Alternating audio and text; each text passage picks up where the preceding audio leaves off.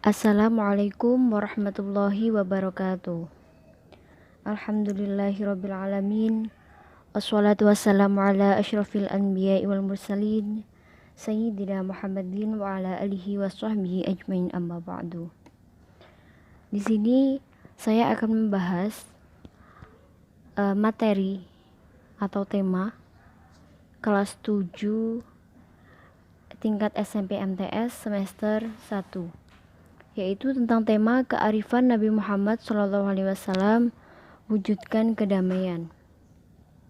Pada tema ini, kita akan membahas tentang kondisi masyarakat Makkah sebelum Islam. Masyarakat Makkah sebelum Islam, mereka itu menyembah berhala, malaikat, jin, ruh, dan hantu. Berhala pertama yang mereka sembah itu berhala Hubal. Berhala Hubal ini bisa dikatakan berhala yang paling besar atau pemimpin dari berhala Lata, Uzza, dan Mana. Pada masa ini disebut sebagai zaman jahiliyah. Namun bukan berarti mereka itu bodoh akan ilmu pengetahuan, melainkan mereka itu bodoh dari keimanan kepada Allah Subhanahu wa taala. Alasan mereka menyembah berhala, malaikat, dan lain sebagainya karena mereka itu berkeyakinan bahwasanya yang mereka sembah itu merupakan perantara untuk mendekatkan diri kepada Allah Subhanahu wa taala. Dikatakan zaman jahiliyah itu terlihat dari kebiasaan mereka dalam menjalani kehidupan sehari-hari. Mereka itu terbiasa minum khamr atau arak sampai mabuk, lalu berzina, berjudi, dan merampok. Itu merupakan hal yang biasa mereka lakukan. Lalu berikutnya kita akan bahas tentang prioritas dakwah Nabi Muhammad SAW di Makkah. Nabi Muhammad berdakwah memprioritaskan kepada yang pertama mengajarkan tentang ketauhidan, yang mana pada masa itu kondisi masyarakat Makkah itu sangat memprihatinkan, terutama tentang akidah. Yang kedua, kondisi masyarakat Makkah yang menyembah berhala. Dan yang ketiga, menegaskan bahwasanya hari kiamat itu sebagai hari pembalasan. Nah, pada hari kiamat itu manusia dimintai pertanggungjawaban atas semua perkara atau perilaku yang sudah mereka lakukan selama mereka hidup di dunia, baik itu perilaku yang kecil dan yang besar sekalipun. Yang keempat, merubah perilaku masyarakat jahiliyah, yang mana pada sebelum Islam itu mereka biasa berjudi, mabuk, dan berzina. Itu kan merupakan perilaku-perilaku yang tidak baik dan haram. Yang kelima, mengangkat dan melindungi hak asasi manusia. Berikutnya kita membahas tentang tantangan dan rintangan dakwah. Dalam berdakwah, Rasulullah SAW tidak berjalan mulus. Dakwahnya itu mengalami rintangan-rintangan yang sangat banyak dan berat. Yang pertama, yaitu penghinaan, ancaman, dan siksaan. Nah, itu terhadap Rasulullah, juga terhadap para pengikutnya.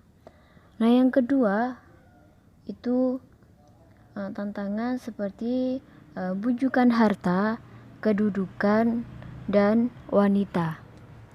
Yang ketiga, membujuk Nabi untuk bertukar sesembahan. Nah, karena peristiwa ini turunlah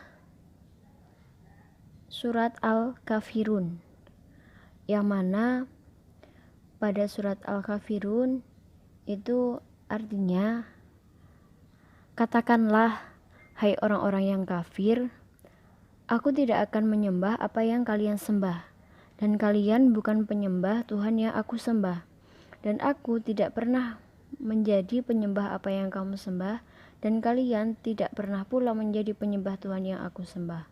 Untukmu agamamu dan untukkulah agamaku.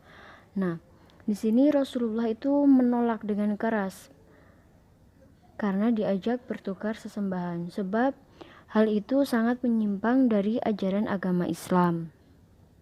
Nah, yang keempat, pengasingan dan pemboikotan Bani Hashim dan Bani Muthalib. Dalam berdakwah, Rasulullah itu mencapai suatu kesuksesan. Itu beliau mempunyai modal yang sangat kuat. Dan itu menjadi suri tauladan bagi umatnya. Yaitu yang pertama, tentang kesabaran dan kegigihan beliau dalam berdakwah. Lalu yang kedua, berakhlak terpuji, berakidah yang benar dan kuat. Yang ketiga, kesetaraan derajat. Dalam berdakwah, beliau itu tidak melihat orang yang berjabatan atau orang biasa, orang yang miskin atau orang kaya, namun semua itu tetap sama. Karena di hadapan Allah yang membedakan itu hanyalah ketakwaan. Dalam berdakwah, beliau itu mempunyai strategi atau pola dakwah tersendiri. Yaitu yang pertama, dakwah sirriyah.